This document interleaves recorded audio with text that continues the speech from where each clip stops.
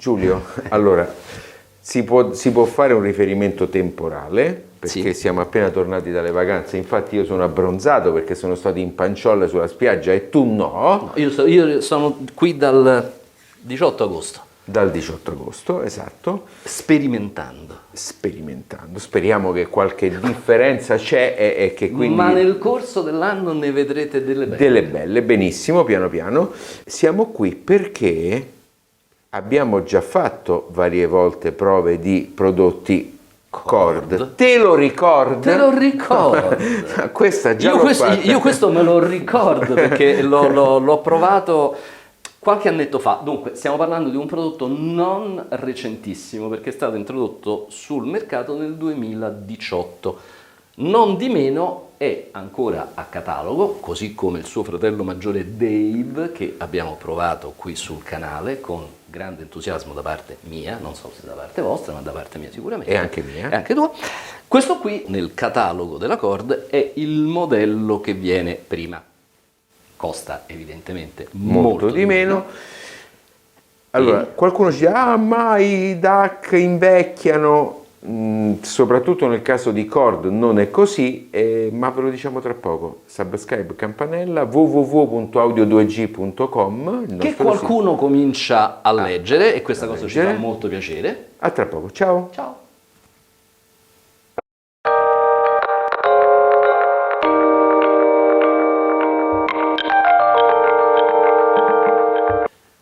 Allora, il Cord Hugo starebbe per You Go, tu vai. Perché? Perché deriva dallo You Go portatile, quindi non il TT sta per tabletop. Quindi la genesi è, la Cord ha fatto un DAC lettore portatile che ha avuto un enorme successo, che appunto si chiama You Go. Poi, siccome questo piccolo oggetto aveva delle caratteristiche soniche veramente interessantissime, tanto che molti audiofili lo hanno comprato per farne un uso domestico, tra questi mi ci metto pure io perché per un certo periodo ce l'ho avuto, però era molto piccolo, aveva soltanto una porta micro USB, era francamente molto scomodo da tenersi in un impianto casalingo, è venuta la richiesta da parte degli utenti di farne una versione da tavolo ed è uscito fuori appunto il TT. Il primo TT che io ho provato diversi anni or sono era interessante l'alimentazione a batterie, quindi lo potevi caricare, scollegare dalla corrente elettrica e quello funzionava. Il TT2, che è questo, la seconda generazione, non ce l'ha, quindi lo devi tenere collegato ad un alimentatore, un brick, diciamo tipo computer portatile, ma al posto delle batterie ha dei condensatori di altissima, dei super condensatori da 2 farad. Tant'è che quando lo si accende sul display viene scritto charging, cioè che sta caricando questi condensatori. È questo per una questione di impedenza delle batterie e diciamo diversa da quella dei condensatori. Quindi ci si è accorti nella comunità audio che non è un'eccellente idea quella di utilizzare le batterie, ma bensì utilizzare condensatori di altissima capacità che man mano sono stati introdotti in commercio perché 20 anni fa non c'erano, insomma. Dal punto di vista della conversione utilizza l'algoritmo che noi abbiamo ampiamente descritto, sviluppato dal dottor Robert Watts. Fondamentalmente non utilizzano dei chipset commerciali tipo i soliti HM, SS o roba del genere, ma programmano, inseriscono all'interno di una FPGA un codice proprietario sviluppato da questo super consulente che noi abbiamo anche intervistato sul canale. Infatti se volete andarvi a vedere l'intervista la trovate tra i video del canale e parla proprio di questo tipo di tecnologia. Tecnologia che ti faccio un tap. Un tappetto. Perché ti faccio un tap? Allora, perché sostanzialmente Watt dice anche un file a 4400 in PCM può avere dei risultati sonici di eccellenza comunque a livello di un file in alta risoluzione. Il problema qual è? È che i convertitori standard sono piuttosto limitati. C'è un parametro che è il numero di TAP, che sarebbero in maniera molto semplificata le unità di base di calcolo del filtro. Normalmente un prodotto diciamo di tipo commerciale fa circa 250 TAP e qui parliamo di migliaia o decine di migliaia. Dal punto di vista della funzionalità, sì, questo è un DAC che può funzionare come tale in modalità DAC, è un amplificatore per cuffia, tant'è che nel momento in cui si inserisce lo spinotto della cuffia commuta automaticamente su cuffia. Esatto. Può funzionare altresì anche come preamplificatore, quindi c'è la possibilità di utilizzarlo collegandolo direttamente ad un finale e la grande sfera di plastica che sta qui al centro si colora e ruotandola in questo senso cambia colore con uno schema colori molto articolato per indicare quanto sta suonando forte. Tipico di Chord. Tipico di Chord, come tipico di Chord è un po' il design assolutamente particolare che hanno le macchine, un po' completamente fuori dagli schemi e che sembra sia fantasia del titolare. Del titolare che noi abbiamo intervistato, Mr. Franks, il quale effettivamente ci ha confermato che sì, è lui che si occupa dell'industrial design dei suoi prodotti. L'intervista di Franks la trovate sul nostro canale. Esatto, e la pubblichiamo in concomitanza con la prova di questo prodotto. Come da tradizione Chord, qui sopra, lo state vedendo adesso in overlay, c'è una sorta di oblò che permette di dare uno sguardo all'interno, segnatamente alla Xilinx FPGA, con una lucina LED che a seconda di come si illumina ti dà conto della frequenza di campionamento a cui la macchina sta lavorando. In questo caso è una sorta di violetto perché stiamo andando a 352, che è la frequenza di campionamento trasmessa da HQ Player che sta su una macchina che qui non vedete. Display a matrice di punti verde, sì, piccolissimo sopra questi due tasti. Esatto. Pezzo di policarbonato che nasconde l'antenna Bluetooth, perché lo si può anche pilotare con il codec aptX attraverso un telefono o quello. E questo avrà scatenato la tua gioia? La mia gioia assolutamente. E dal punto di vista delle uscite ci sono le solite uscite analogiche. E gli ingressi digitali ci sono tutti, meno la SEBU per questioni di spazio. Ci sono i due bilanciati che, per chi l'ha vista, se lo ricorda magari, li abbiamo visti anche sul Dave, che possono essere utilizzati singolarmente oppure in accoppiata, che loro chiamano DBMC, Double BNC. Quindi è BNC, non bilanciato. Scusate, BNC, Double BNC, e per collegarlo all'M-Scaler, che è quell'upsampler che abbiamo provato anche con il Dave, che ha un fattore di forma esattamente compatibile. E infatti c'è da dire che si accoppia con questa macchina e non con il Dave, perché deve ancora uscire lo scaler top di gamma, esatto, che sono anni che annuncia il quartet, ma non è ancora uscito. A dire il vero c'è anche un terzo componente della Chord che nasce con questo fattore di forma, che è un finale che si chiama TT Toby, mi pare, che è il finale dedicato a questa macchina. Ok. Volevo dire una cosa interessante riguardo l'uscita cuffia. Sì. Perché l'uscita cuffia ha un'amplificazione così potente da potersi permettere quasi 8 watt sull'uscita RCA e 18 watt sull'uscita XLR. Sì. Ok? Quindi questo vuol dire che è in grado, dalle uscite cuffie, di poter pilotare una coppia di casse ad alta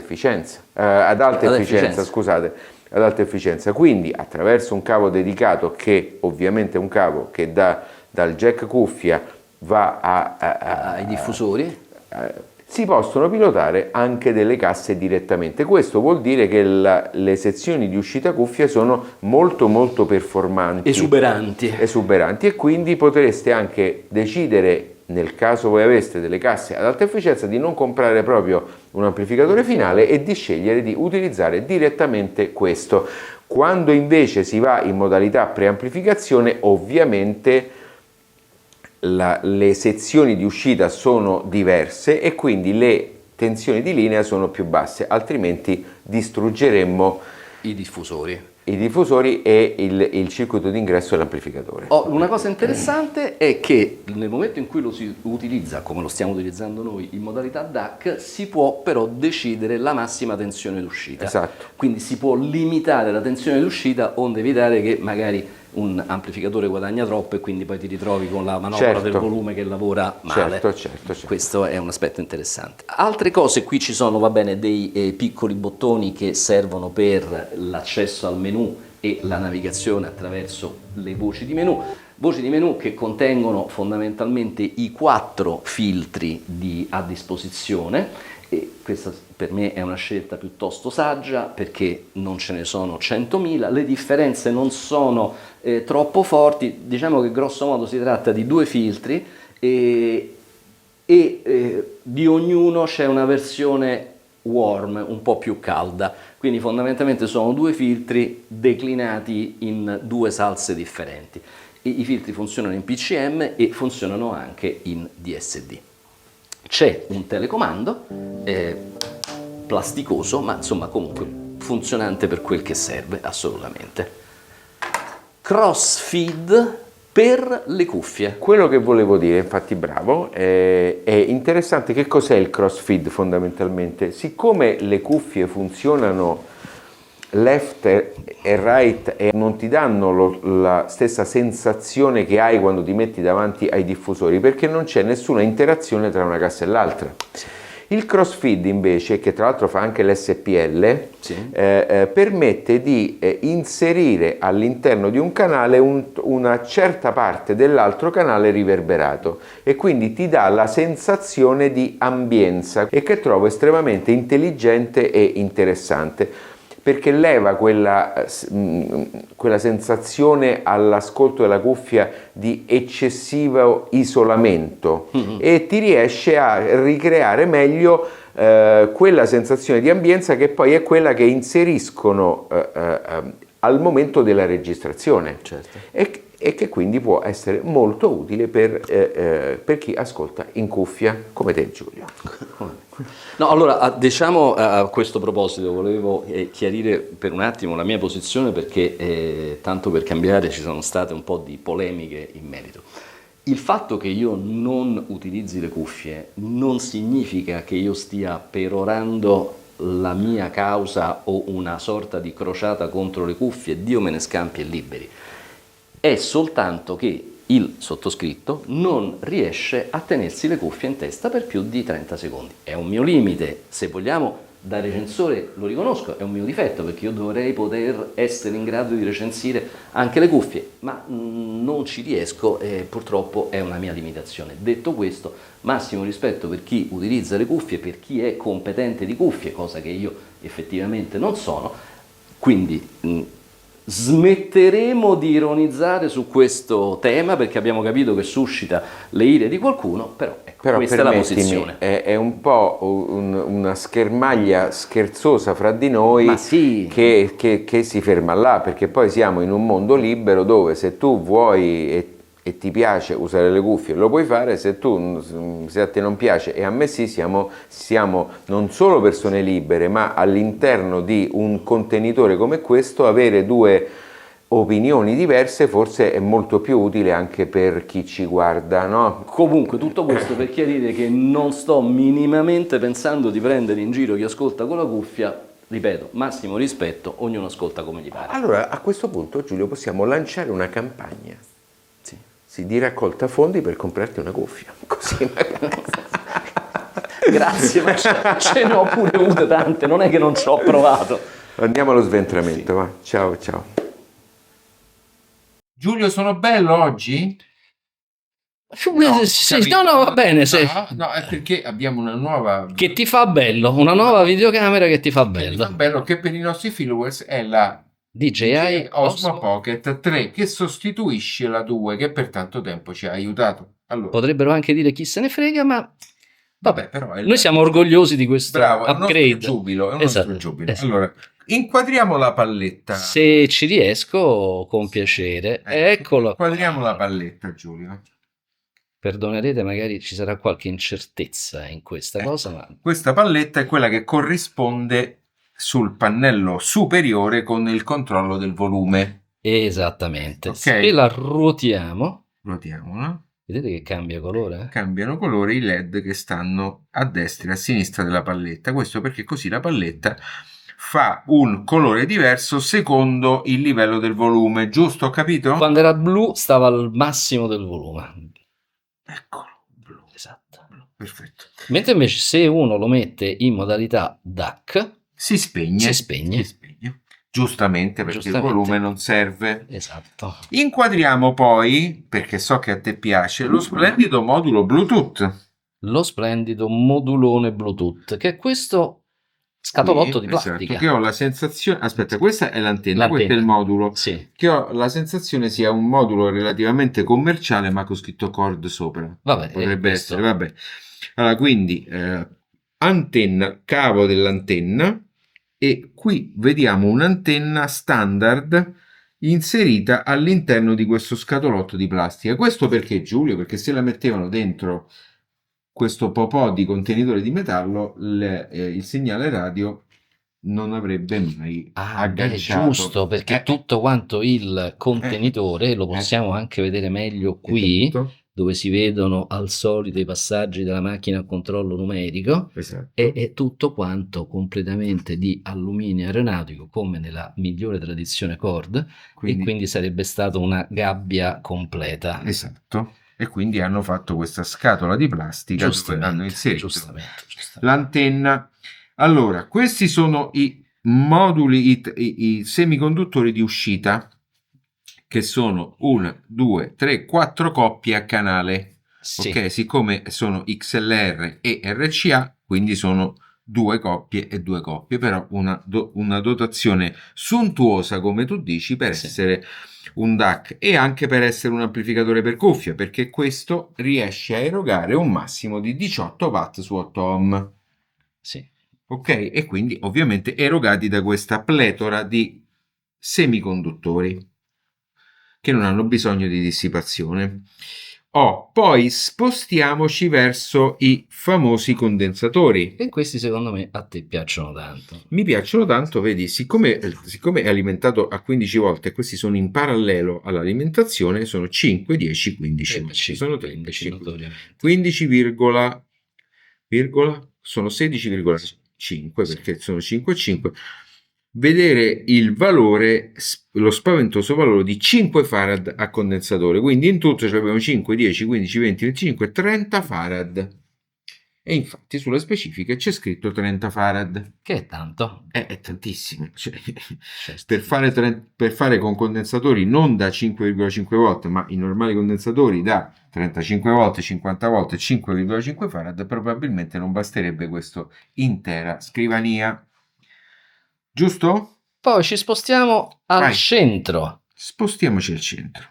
E vedete che al centro troviamo la famosa Xilinx, che è questa qui, che sto inquadrando adesso, cioè la FPGA, sulla quale è memorizzato il codice proprietario di Rob Watt. Ma insomma, c'è scritto Designed by Rob Watts, Hugo 2TT. Perfetto.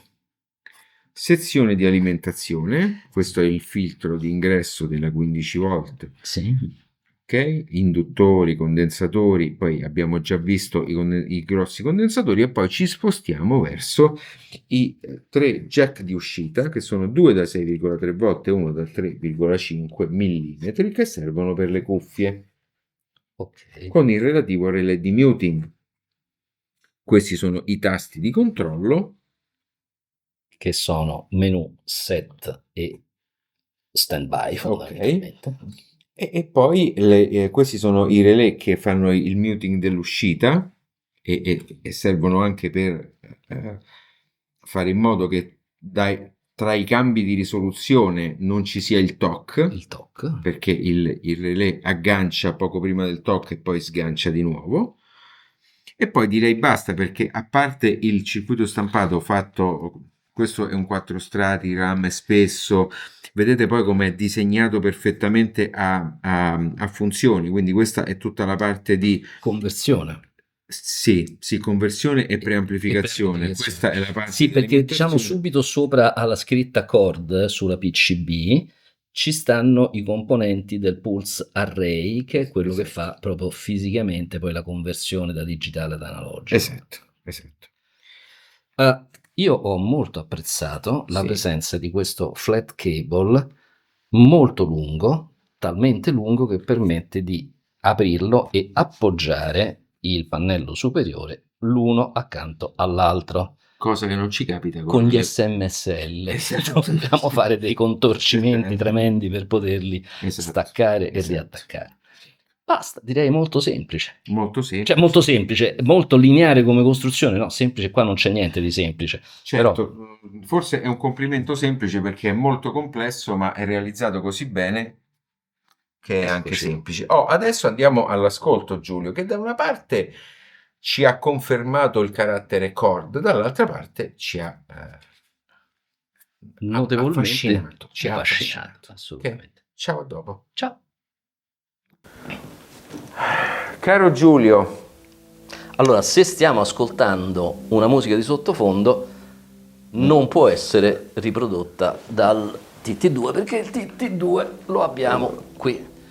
Quindi stiamo ascoltando attraverso il nostro Aquala Scala MK2, con il quale abbiamo fatto diversi confronti. Esatto. Allora, cominciamo a inquadrare la prova per come l'abbiamo fatta, perché abbiamo usato le Vivid Kaya S12, abbiamo usato le Opera Prima V2 da stand, l'amplificatore Copland CS100, con appunto il DAC Aquala Scala MK2, questo Ugo TT2, e poi siamo andati di sopra a farci un altro giretto con l'impianto high-end che conoscete meglio, e ci ha ingolosito e incuriosito fare questo tipo di prova perché lì avevamo sentito il suo amico Dave. Esatto, il suo fratellone maggiore Dave. Rispetto a una delle domande che abbiamo fatto a Franks relativamente all'industrial design che lui cura personalmente, io gli ho chiesto quali erano i suoi riferimenti, ma insomma è evidente che i riferimenti erano un certo tipo di design minimalista, razionalista,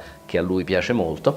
Devo dire che questo TT2, rispetto ad altri prodotti Chord come il Dave ad esempio, o come l'integrato, ecco, è molto più, se vogliamo, tradizionale.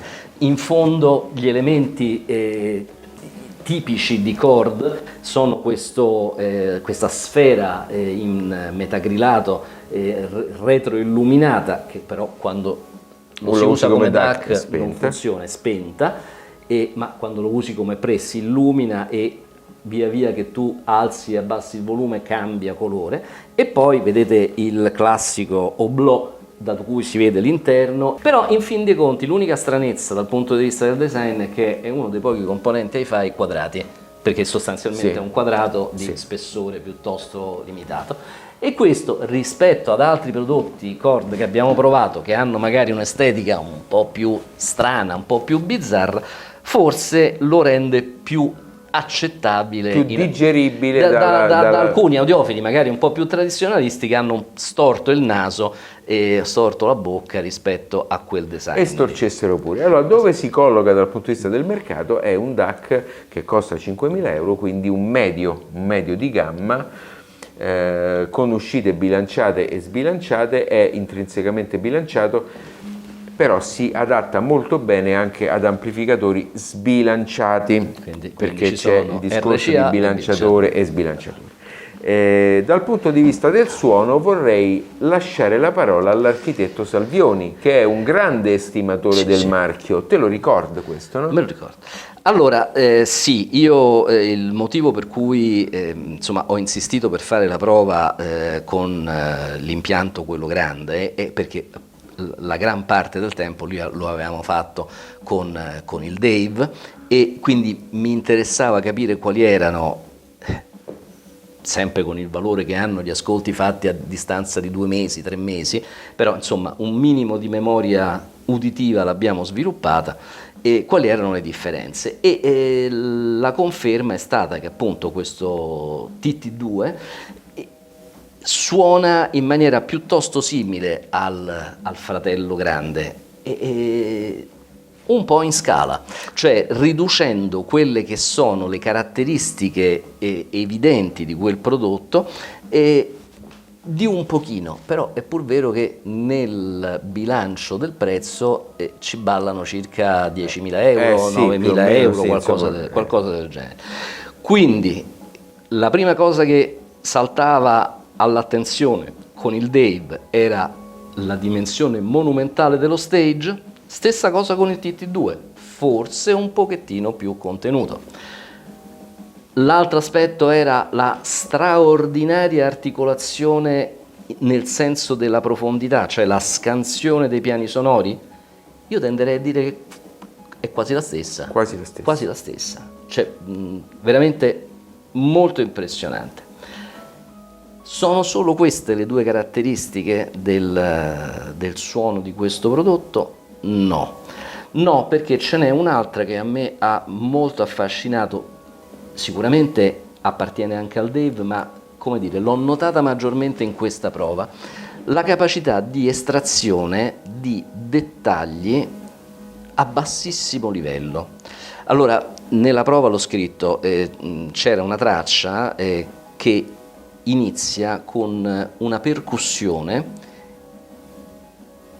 bassissima come frequenza, che suona pianissimo, pianissimo. Facendo delle prove con altri DAC, quella traccia tende a suonare un po' impastata, anzi all'inizio forse neanche lo capisci che è una percussione. Con questo TT2 te ne accorgi proprio in maniera chiarissima, è una percussione che suona piano e poi nel proseguimento della traccia suona più forte. Quindi la capacità di estrarre questo tipo di dettaglio a bassa frequenza gli è propria, ma è anche quella capacità che gli consente, ad esempio nei pianissimi orchestrali, di far sentire i vari archi, gli archi bassi, viole, violine, violoncelli, contrabbassi, ognuno, sebbene a basso livello, con la sua caratteristica timbrica, con il suo colore. Ecco, quello che a me per esempio è balzato tanto all'orecchio è che questo è un DAC, mi viene da dire, e passatemi il termine, ad alta definizione, nel senso che ti fa sentire tantissimo tutti i particolari della musica, li mette tutti in evidenza, e quindi è un DAC non caldo, quindi va un po' annoverato tra quegli apparecchi con un forte contrasto, quindi passami il termine meno warm, meno morbidi, tanto che c'è il filtro specifico. C'è il filtro specifico che infatti addomestica un po' questo tipo di tendenza, sì, che non è un difetto, perché poi spesso quando noi diciamo qualcosa che non voglio dire che ci piace di meno, ma una caratteristica, alcuni dicono ah però avete detto difetto. no, perché è come ogni cosa, questi apparecchi hanno le loro caratteristiche e quindi il loro modo di incontrare o meno i gusti del pubblico, per cui nella nostra descrizione io mi devo sentire libero di dire a me questo ascolto mi è piaciuto di meno perché era più contrastato rispetto a un altro, ma non vuol dire che a Giulio non possa piacere o a un qualsiasi altro appassionato possa invece essere estremamente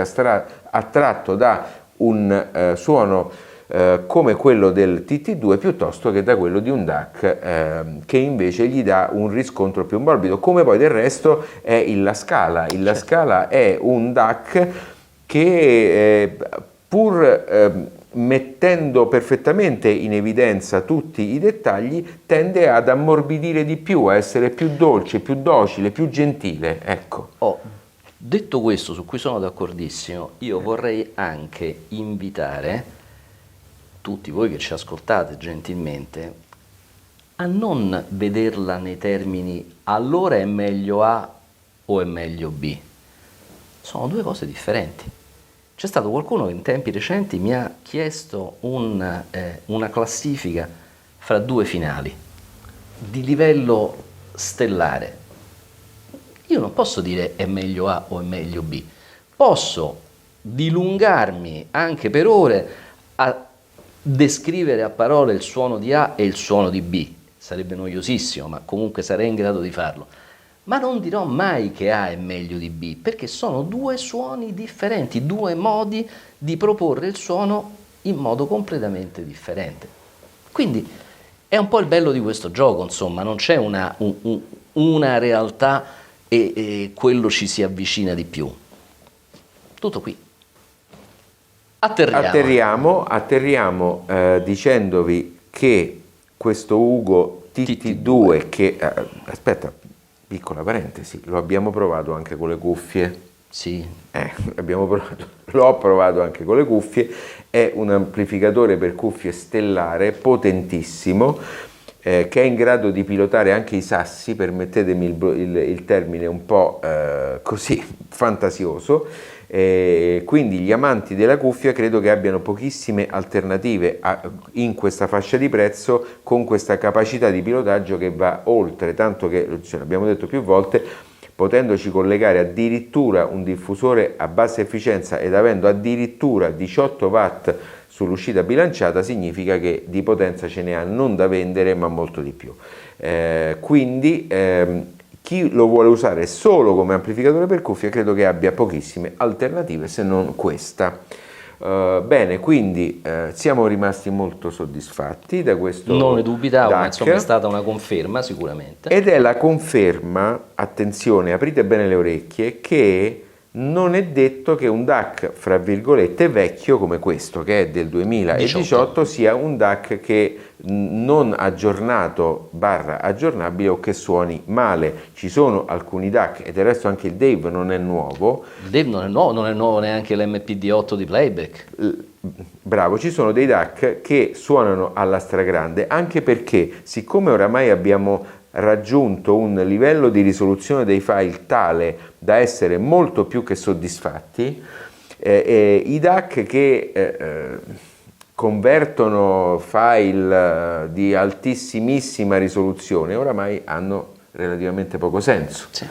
E quindi anche dal punto di vista dell'investimento, cioè mi conviene comprare nel 2025 un DAC progettato nel 2018, in questo caso la risposta è assolutamente sì. E quindi questo vi fa anche poi pensare sul tipo di investimento e sulla obsolescenza di certi prodotti, mi viene da dire spesso inglesi, no? Perché anche la Lin è un'altra di quelle aziende che conserva i prodotti per tantissimo tempo e che progetta già il prodotto in modo da essere vincente per moltissimi anni. Ok, allora subscribe, campanella, sito, social, Twitter, Facebook e forse fra poco, non lo sappiamo, anche il podcast. Sì, ci stiamo lavorando, ma stiamo lavorando in parallelo a tutta una serie di iniziative. Vi ringraziamo per seguirci e vi salutiamo. Ciao. Ciao.